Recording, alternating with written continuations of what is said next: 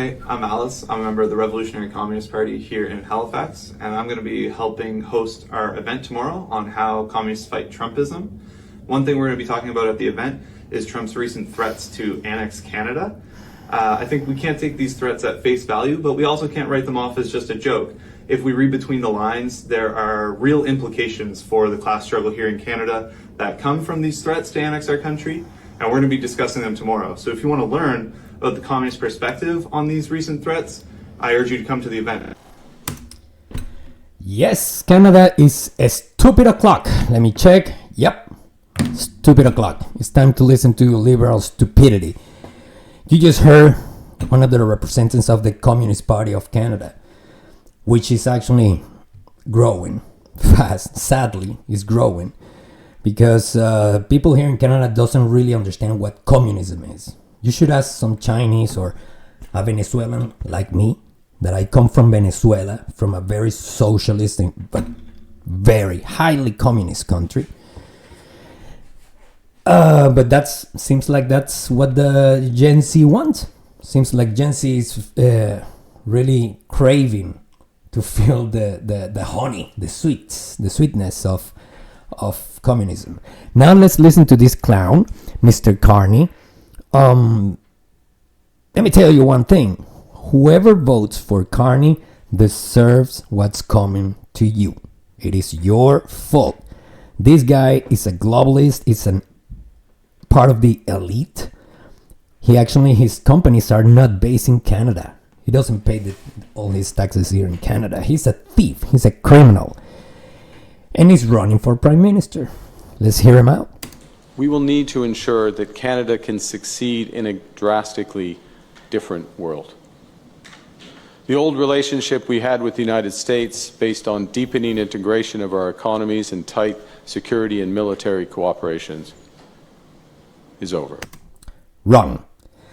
The relationship that liberals has had with the United States is like a spoiled son with the pandering father. We've been depending on the economy with the United States for so long.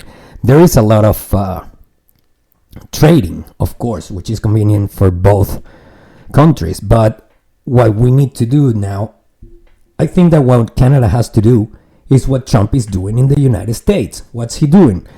Rising the national production. We don't have to depend on any other country. We shouldn't depend on the economy and on the trading with the United States or any other country. We should be able to produce all our, sorry for being redundant, but to produce our products here in Canada. So our lifestyle doesn't depend on other countries, on the policies that other countries can take as now. So people is complaining about the tariff that Trump is putting at play, but I completely agree. You know why? Because, like I said it before, he is protecting the economy of the United States. He is exposing the weakness of the system that has been there for decades, and he's exposing it. What we as Canadians have to do is literally what he is doing. Put our tariff also, but at the same time you have to multiply the sources of work, the sources of job, which no liberal government has done in years, because actually all this very same situation that get us used to get everything from the government, everything from daddy government that is going to give us everything, and daddy government of the United States, they're gonna give us because they have to. No, they don't have to. They don't have to give us anything. United States, Donald Trump doesn't owe anything to us. We have to work ourselves for what we want. And that's the problem, that people doesn't like to work. People doesn't like to work for what they get. So let's keep watching. This is his wife, Diana Carney. And this is Ghislaine Maxwell, the recruiter for notorious pedophile Jeffrey Epstein's global child sex trafficking. They love playing with Carney children. says he knew nothing of their crimes when he spoke to her at this party. But is that true? This photo is from 2013. 5 years after Epstein was first convicted of sex with minors.